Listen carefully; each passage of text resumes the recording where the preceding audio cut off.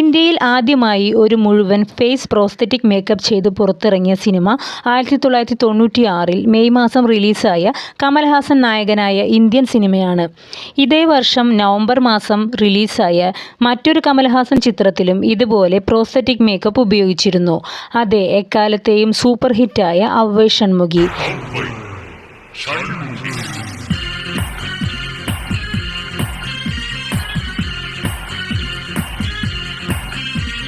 Mrs ഡൗട്ട്ഫെയർ എന്ന Hollywood സിനിമയുടെ റീമേക്കായിരുന്നു ഈ ചിത്രം.